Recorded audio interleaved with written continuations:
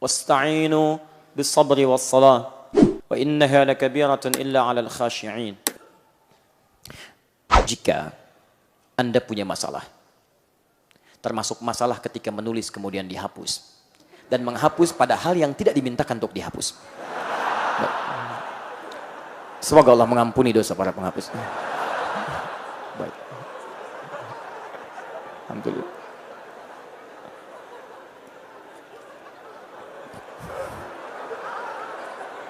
Ya. Dan selalu asikin masalah. Baik, alhamdulillah. Allahumma ya Rabb, Allahumma ighfir lahu. Ayo, teruskan. Assalamualaikum. Ya. Jika Anda punya masalah dalam hidup, kata Quran jangan mengeluh. Karena keluhan tidak menuntaskan persoalan. Keluhan tidak membawa solusi dari masalah yang dihadapi. Segera minta tolong kepada Allah. Sebut Allah. Dengan sabar. Sabar itu terima dulu masalahnya. Karena Anda menolak pun tidak mengeluarkan dari masalah. Mau ke sini macet, masalah. Anda mengeluh tidak menyelesaikan macet. Macet, emang. Betul. Anda bikin status, TSM macet. Apa status Anda menghilangkan macet? Tidak. Tidak. Anda menjadi beban bagi pengguna media sosial. Baik. Teman-teman teruskan. Terima dulu dengan sabar. Setelah itu wassalah. Tunaikan salat. Bahkan minta dalam salat. Dalam sujud, ruku kita bisa minta dari persoalan-persoalan kita. Dalilnya Quran surah 48 ayat ke-29. Bahkan dalam berdiri kita bisa bermohon, memilih ayat yang terbaik. Dalilnya Quran surah ketiga Ali Imran ayat 38 sampai 39-nya. Paling kanan sebelah atas. Tapi maaf, apakah semua orang sholat akan mendapati keringanan dalam sholatnya? Ringan itu maksudnya enak sholatnya, nyaman, tenang? Tidak. Kata Quran, wa innaha lakabiratun illa 'alal khashi'in. Perhatikan baik-baik ya. Al-Quran menyandingkan sabar dengan sholat. Sabar dengan sholat. Tapi ketika menyebutkan yang berat, itu disebutkan tunggal kalimatnya. Wa innaha, ha menggunakan mu'annath. Sabar mudzakkar. Mudzakkar, hu. Kalau Allah mengatakan wa innahu, kesabar. Tapi ketika wa innaha itu ke sholat. Menyandingkan sabar dengan sholat. Lalu kemudian mengatakan sholat itu lebih berat. Lebih berat dibandingkan dengan sabar. Saya mau tanya pada antum. Sabar berat tidak? Tidak mudah, berat. Saking beratnya, sabar itu bersanding dengan setiap masalah. Dan masalah bersanding dengan kehidupan. Cek rumusnya. Quran surah kedua ayat 155. Paling kiri sebelah atas. Walanabluwannakum bisyai. Dan setiap yang hidup, kami akan uji dengan berbagai persoalan kehidupan. Masalah ini kami ujikan bukan ingin menjadikan kehidupan bermasalah, tapi supaya kualitas hidupnya meningkat lebih baik. Karena setiap ujian datang, maka peningkatan akan terjadi. Anak SD kalau ingin lulus, ujian. SMP ingin meningkat, ujian. SMA ingin naik ke kampus, ujian. Dengan ujian itu terukur kualitas pendidikan yang dia kemudian dapati. Sama, kalau yang standar saja begitu, apalagi yang kompleks, pasti ada ujian. Jadi setiap antum hidup akan punya masalah. Tidak ada orang hidup gak punya masalah. Sama, jangan dikira Ustadz gak punya masalah. Masalah Ustadz lebih banyak dari masalah antum. Tuh, masalah antum Ustadz pikirin juga. Ada. Ini gak usah mengeluh. Ingat baik-baik ya. Hidup berbanding lurus dengan masalah. Artinya kalau ada orang tidak ingin punya masalah, dia tidak ingin hidup. Saya tanya antum. Antum ingin punya masalah atau tidak ingin punya masalah? Oh? Saya ulang. Antum ingin punya masalah atau tidak ingin punya masalah? Yang bilang ingin, katakan ingin. Sudah, nggak usah ada pengajian. Selesai. Sudah. Kenapa antum mengeluh? Jelas ya? Nah, solusinya masalah ini hanya akan selesai dengan sabar. Lihat ujung ayatnya. Minal khawfi wal ju'i wa naqsi minal amwali wal anfusi wat thamarat. Jenis masalahnya ada yang khawatir. Ya, mulai gelisah. Ya Ustaz sampai jam berapa ceramahnya? Saya belum makan, lapar. Wa naqsi minal amwal, mau beli tapi uang enggak ada, habis. Mau minjem enggak enak, mau minta juga sulit, Wat thamarat. Ya, maaf. Dari mulai sakit anfus, sakit sampai meninggal dunia. Wathamarat, hasil kerja keras dilampas oleh orang lain. Samarat di situ jangan diartikan dengan buah. Diterjemahkan, diartikan dengan buah-buahan di terjemahan. Kami kira itu kurang tepat.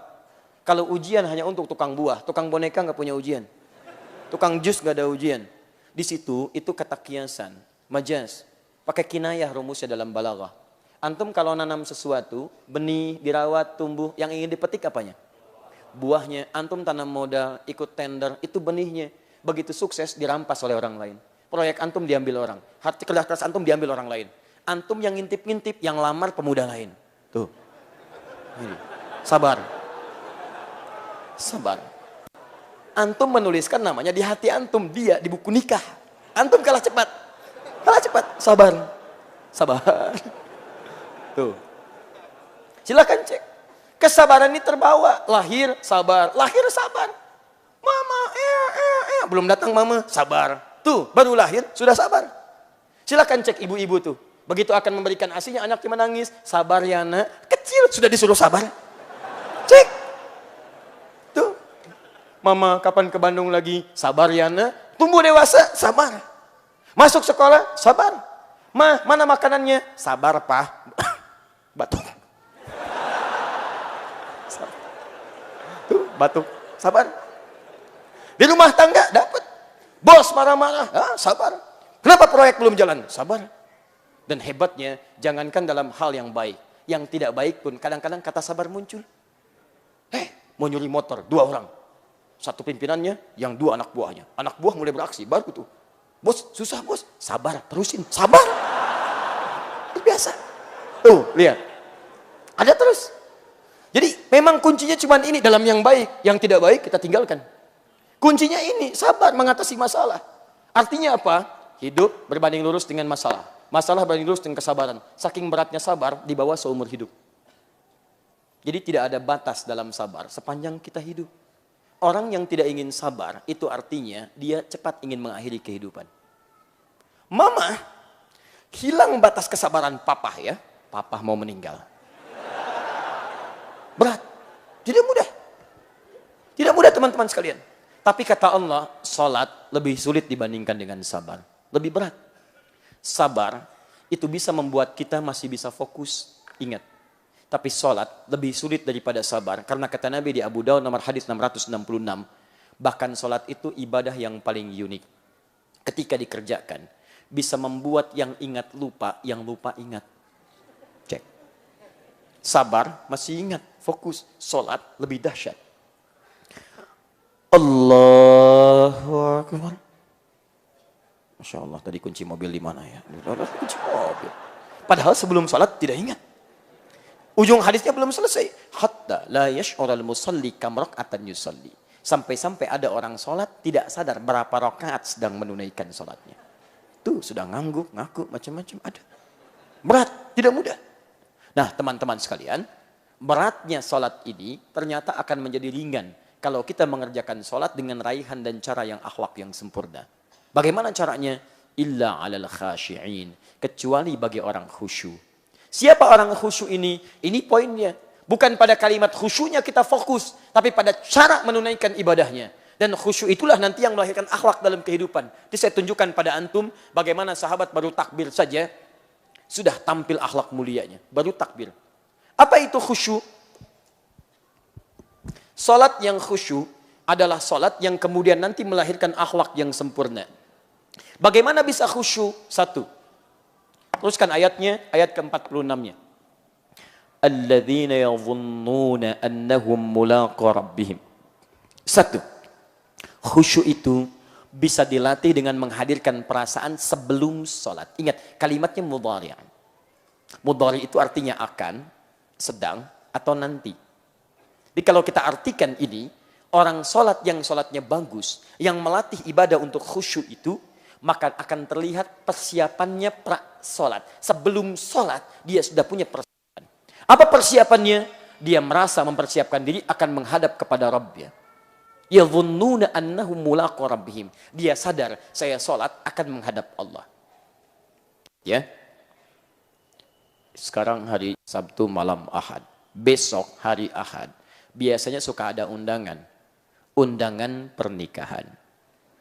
Pernikahan itu jarang ada yang menikah ngundang sehari 5 kali. Jarang.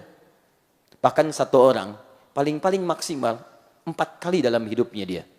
Dengan 4 misalnya yang berbeda selama masih hidup keseluruhannya. Itu pun kalau terpenuhi syaratnya. Jangan khawatir yang di atas ya. Saya tidak apa-apa. Fokus dulu. Lihat sini baik-baik. Undangan manusia besok terjadi. Masya Allah. Jam berapa Pak undangan pernikahannya? Jam 9. Kayaknya macet Pak ke sana, kita berangkat pagi-pagi jam 7. Jam 7 sudah disiapkan. Pakai apa mah pakaiannya? Ini mama sudah setrika. Batik yang mana? Yang baru, yang kemarin bahannya Pak. Batik baru. Antum bayangkan, undangan manusia yang mengundang antum pada saat itu. Undangan tidak lama, Masya Allah. Mohon maaf ya, mohon maaf sebesar-besarnya. Saat antum diundang, kadang-kadang tidak memberikan maslahat dalam kehidupan antum. Yang ada paling prasmanan, itu pun sekali. Nambah susah. Cek, silakan cek, datang. Tapi persiapan Anda direncanakan sebelumnya. Tanggalnya mulai dicari-cari, mulai dibulati di kalendernya. Yang paling hebat pakaian disiapkan, jahit dulu, sepatunya baru dan sebagainya. Dan berangkat dengan penuh kedamaian, tentram. Undangan manusia. Yang saat antum diundang, bukan aib, bukan. Ini hanya ilustrasi saja. Kadang-kadang tidak memberikan solusi untuk Anda. Tidak memberikan kebutuhan untuk Anda. Salah belum tentu termaafkan, dosa belum tentu terampuni dan sebagainya. Sekarang bandingkan. Ketika Anda diundang oleh Allah Subhanahu wa Ta'ala, yang menciptakan Anda, yang memaafkan kesalahan Anda, yang mengampuni dosa Anda, yang memberikan segala kebutuhan Anda, yang menyembuhkan penyakit Anda, yang memberikan ketenangan dalam jiwa Anda, yang memberikan kedamaian dalam setiap titian langkah Anda. Kenapa persiapan Anda begitu berbeda? Makanya orang yang nanti punya akhlak dalam ibadahnya, itu akan punya akhlak ketika beribadah kepada Rabbnya. Ciri pertamanya, persiapan dia, Quran surah 7 ayat 31. Perhatikan baik-baik. Ya bani Adam, khudhu zinatakum 'inda kulli masjid. Hei anak cucu Adam, kalau ada panggilan dari masjid, kenakan pakaian terbaikmu. Kenakan pakaian terbaikmu. Kenapa saya beri contoh salat? Karena semua nabi dan rasul sampai ke Nabi Muhammad SAW salat. Salat. Nabi Isa salat. Quran surah ke-19 ayat 31 sampai 33. Paling kanan silahkan cek di pertengahan. Nabi Ismail bahkan salat sebelumnya. Quran surah 19 ayat 55. Paling kiri di pertengahan. Nabi Musa salat. Quran surah 20 ayat yang ke-14 ya. Nabi salat. Nabi salat. Zakaria salat alaihi salam. Quran surah ketiga ayat ke-38 sampai 39-nya. Paling kanan sebelah atas. Salat. Nabi Muhammad salat sallallahu alaihi wasallam. Jelas semua ayatnya menunjukkan kepada kita. Turunnya Quran surah ke-17 ayat 78. Aqimis salata liduluki syamsi ila ghasaqil laili wa Qur'an al-fajr. Teman-teman sekalian, fokus. Tapi Anda mesti tahu bagaimana cara mereka salat sampai melahirkan hasil yang maksimal itu. Satu, setiap ada panggilan dari masjid. Nggak ada panggilan dari masjid yang muncul kecuali adzan. Silahkan. Pengumuman itu bukan panggilan, informasi. Assalamualaikum warahmatullahi wabarakatuh. Bapak Ibu sekalian disampaikan bahwa ada warga kita meninggal dunia. Informasi. Tapi panggilan cuma satu. Bahasanya nida. Jumat kemarin panggilannya nida. Quran surah ke-62 ayat 9. Paling kiri sebelah atas. Dari masjid. Ya ayyuhalladzina amanu idanu diya li sholati min yaumil jum'ah. Adzan 5 kali dalam sehari. Panggilan Allah. Allahu Akbar, Allahu Akbar. Panggilan. Dan hebatnya ketika adzan. Kenapa kalimatnya menggunakan kata adzan? Apa artinya adzan? Kalau tidak tahu, katakan. Itu gampang. Baik. Apa artinya adzan? Adzan. Ada yang mengatakan seakar dengan kata udhun. Bukan cuma panggilan. Udhun artinya telinga. Jamaknya adzan. Kenapa disebut dengan adzan? Karena panggilan ini akan selalu sampai pada orang yang masih punya pendengaran di telinganya. Terdengar. Dan hebatnya, ada penelitian kecil-kecilan menunjukkan hanya lafaz adzan yang tidak berhenti di muka bumi dalam 24 jam. Mesir adzan, selesai Mesir adzan, Libya adzan, selesai Libya Tunisia adzan, Tunisia selesai adzan, Maroko adzan, Maroko selesai Aljazair adzan, nyebrang sedikit ke Prancis, Spanyol, kemudian Italia. Silahkan cek Bandung sekitarannya. Ini adzan, geser sedikit sana adzan, geser sedikit sana adzan, geser sedikit sana adzan. 24 jam berputar. Diingatkan kita, ketika ada panggilan dari masjid, kenakan pakaian terbaikmu. Silahkan cek antum. Dari sekian sholat yang pernah antum tunaikan, berapa pakaian terbaik yang pernah antum siapkan? Kita mesti malu teman-teman, cek besok ya, cek besok. Maaf ya, ini keyakinan kita dalam Islam. Dan ini istilahnya istilah lembut. Dia jangan marah kalau disebut dengan istilah ini. Misal, musyrik. Orang mau musyrik aja, pakaiannya bagus-bagus. Cek besok tuh. Mau musik, oh ada yang pakai jas. Ya, perempuannya pakai kebaya, anaknya dikepang dua, bawa manisan. Keluar. Hayut dalam penuh kebahagiaan. Antum sudah ada iman dalam jiwa antum. Kenapa ketika dipanggil oleh Allah Subhanahu wa taala pakaian seadanya? Ya Allah, tolong kabulkan doa saya. Masya Allah, pakai pakaian olahraga, depannya Ronaldo, belakangnya Messi. Luar biasa. Nggak nyambung antum. Nggak nyambung teman-teman. Ya coba antum, kita bersikap adil lah. Kenapa kita tidak berakhlak terhadap Allah? Sementara Anda menuntut kebaikan-kebaikan dari ibadah Anda. Itu poin pertama. Yang kedua, perhatikan baik-baik. Begitu Anda kemudian menyiapkan pakaian terbaik, sempurnakan wudhu. Quran surah 5 ayat yang ke-6. Antum ke undangan, mandi dulu. Kepada Allah minimal perbaiki diri dulu, bersihkan. Kenapa itu semua dikerjakan? Teruskan ayatnya. Dan ini menjadi penutup pertemuan kita. Perhatikan baik-baik. Wa annahum ilaihi raji'un. Dan kenapa dia mesti menggunakan pakaian terbaik? Kemudian wudhu dulu, bahkan ada yang mandi dulu. Kalau ingin khusyuk, rasakan. Mungkin saat itulah kemudian menjadi salat terakhir dalam kehidupan Anda. Ini sudah semakin malam. Kalau kita mendengar kalimat raji'un, raji'un, raji'un. Apa artinya? Inna lillahi wa inna ilaihi raji'un. Salat bersanding dengan sabar. Dua-duanya bersanding dengan kalimat raji'un. Quran surah kedua ayat 156. Orang sabar kaitannya dengan raji'un. Alladzina idza asabathum musibah qalu inna lillahi wa inna ilaihi raji'un. Teman-teman sekalian, kenapa antum kenakan pakaian terbaik? Wudu dengan baik. Kalau antum ingin khusyuk kata Allah, coba rasakan. Barangkali itu salat terakhir antum. Tidak ada yang paling indah kecuali diwafatkan dalam keadaan sujud. Indah. Masya Allah. Hidup, sholat, taubat. Bukankah saat wudhu kita taubat dulu? Silahkan cek. Antum kalau selesai wudhu, doanya apa? Asyhadu an la ilaha illallah. Asyhadu anna Muhammad Rasulullah. Kemudian, Allahumma ja'alni minat tawwabin. Coba. Kadang-kadang antum renungkan tuh. Dibaca tiap hari, coba paham gak artinya? Ya Allah, setelah syahadat, mohon jadikan aku orang tobat. Allahumma ja'alni minat tawwabin. Anda baru wudhu, kok doanya doa tobat? Ternyata saat wudhu itu rahasianya di hadis Muslim. Setiap tetesan air wudhu yang jatuh, yang kemudian terjatuh dari anggota tubuh yang dibasuh itu, maka seketika itu dosa-dosa ikut digugurkan oleh Allah Subhanahu wa taala. Kalau wudhu antum sambil tobat, tobat itu mengakui kesalahan, menyesalinya, janji tidak mengulangi. Makanya disebut dengan wudhu, cahaya-cahaya kebaikan. Menampilkan sifat-sifat kebaikan. Dalam bahasa standar disebut dengan al-husnu. Al-husnu wan nadhafatu. Nadhafah itu bersih, husnu itu cahaya kebaikan. Jadi kalau orang wudunya benar, bukan cuma kumur-kumur. Keluarkan kotoran fisik, tidak. Dia akan bertobat dengan kotoran lisannya. Jadi nggak ada orang wudu begitu menyesal. Nyesal, saya pernah cela orang. Saya pernah hujat orang. Saya pernah gibahkan orang. Jadi begitu dikeluarkan Anda bertobat. Makanya orang wudu lisannya pasti baik. Tangannya pasti baik. Silahkan cek, kakinya pasti baik, telinganya baik, wajahnya baik. Kenapa kita mesti berwudu sebelum sholat kita tobat? Karena jangan-jangan sholat itu akan mengakhiri kehidupan kita dan dengan sujud itu menjadi sujud terakhir dalam kehidupan kita. Tidak ada yang paling indah kecuali dipanggil dalam keadaan sudah selesai tobat kita, dosa kita sudah selesai dan sujud dalam keadaan yang sangat indah. Begitu sujud, ya ayyatuhan nafsul mutmainnah. Indah. Antum ingin meninggal dalam keadaan sujud? Nanti tahajud ya malam insya Allah. Itu pun kalau meninggal. Betul. Kalau tidak, nggak bisa. Karena kita nggak bisa milih Pak. Bisa antum duluan, saya belakangan. Bisa ditukar, saya belakangan, antum duluan. Bisa. Bisa. Ustaz nggak adil itu, salah. Bisa, saya duluan setelah antum. Bisa.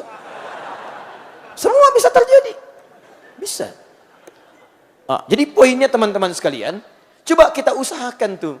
Rasakan ini akan akhlak terhadap Allah. Siapkan pakaian terbaik. Rasakan barangkali ini sujud bagian terakhir. Nikmat. Makanya perhatikan sahabat Abu Bakar. Begitu bertakbir saja. Kemudian memahami apa yang diungkapkannya.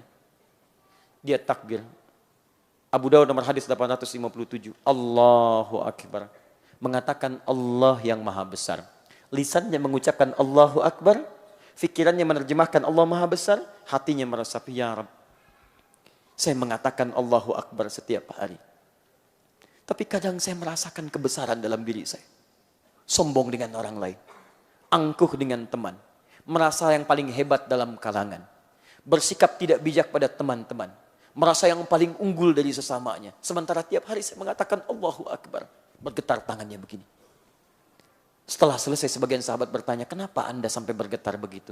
Kata beliau, saya takut ketika mengucapkan Allahu Akbar membawa secercah keakbaran, kebesaran dalam takbir saya. Mertua Nabi, pejuang bersama Nabi, hidupnya menemani Nabi, dipilih hijrah ke Madinah bersama Nabi, wafatnya di samping Nabi, surganya sesurga dengan Nabi. Begitu takbir Allahu Akbar, merasa dipersaksikan oleh Allah, takut wafat di hadapan Allah, bergetar tangannya karena takut membawa kesombongan dalam dirinya. Bergetar.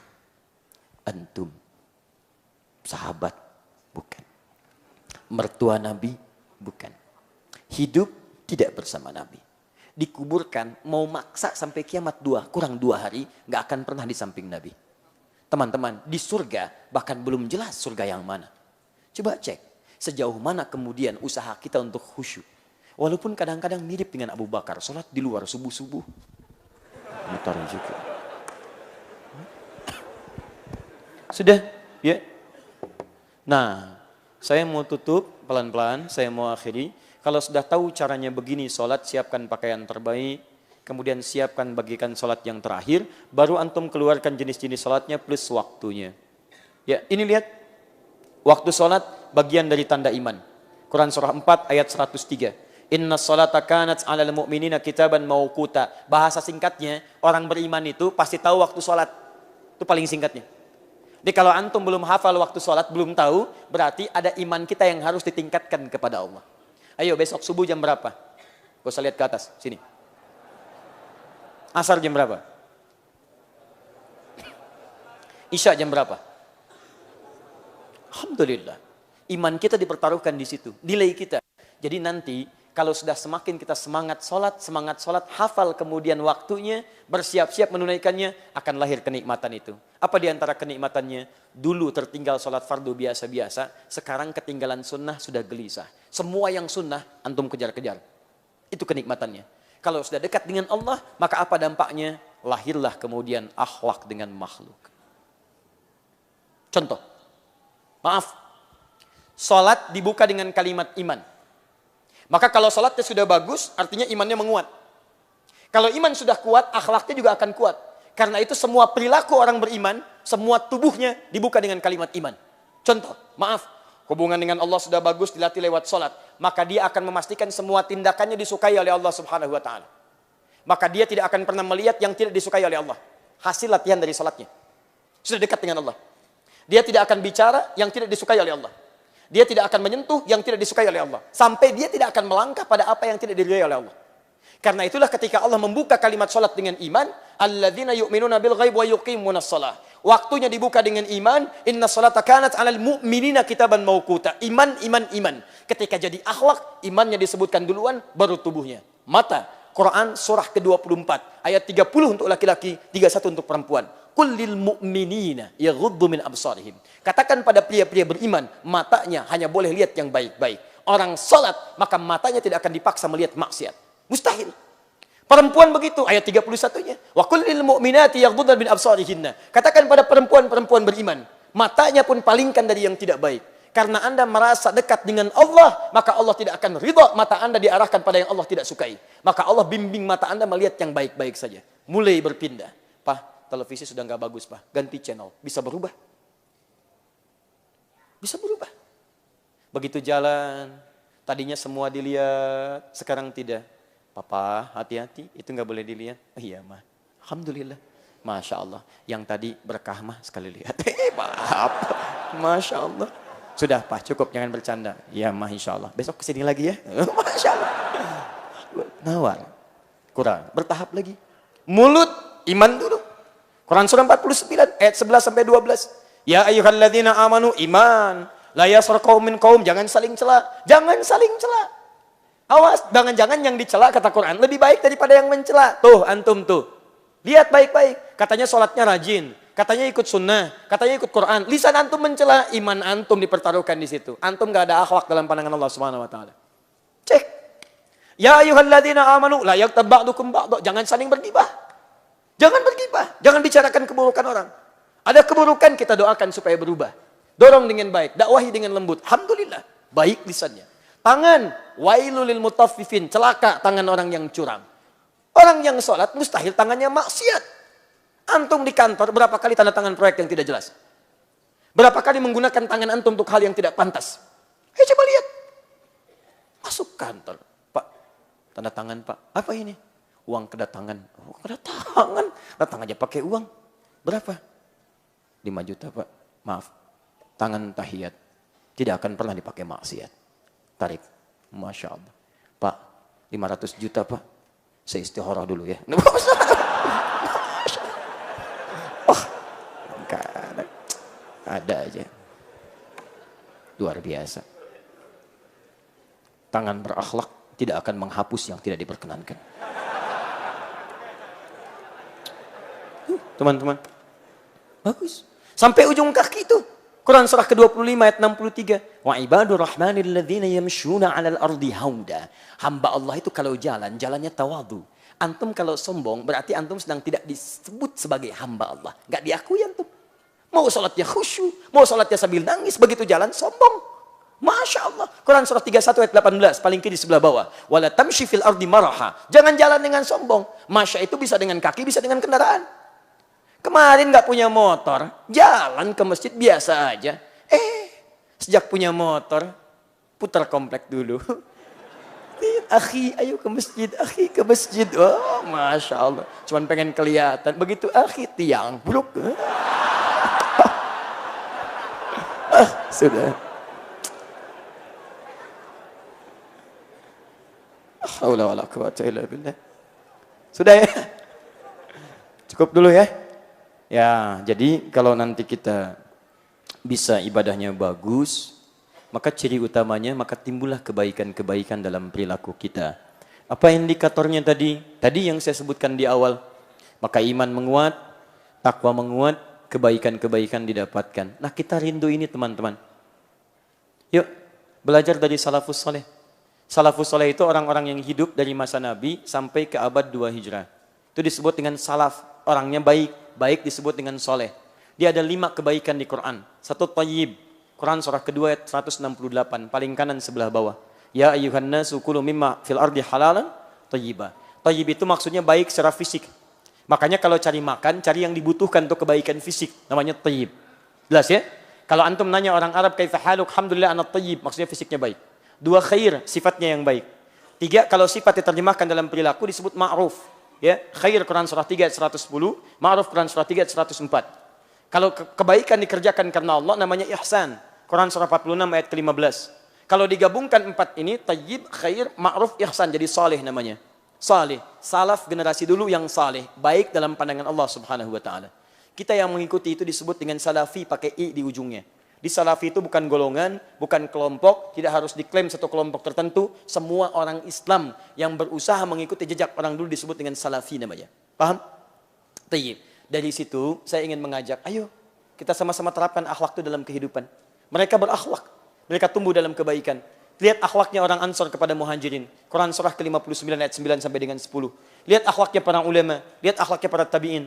Bagaimana Imam Asy-Syafi'i akhlaknya terhadap Imam Malik. Bagaimana Imam Ahmad bin Hanbal akhlaknya terhadap Imam Asy-Syafi'i. Bagaimana para ulama satu dengan yang lain menghadirkan kebaikan-kebaikan. Maka saya ingin mengajak melalui taklim malam ini. Sebelum sesi terakhir besok saya kemudian ada di Kota Baru Parahyangan. Ayo kita rindu dengan akhlak. Kita rindu. Sudah banyak majelis ilmu. Banyak pengetahuan disampaikan. Tapi dari yang banyak ini, akhlak yang masih kurang kita tampilkan dalam kehidupan. Dengan kajian ini saya tidak menginginkan kelompok-kelompok taklim saling mencela satu dengan yang lainnya.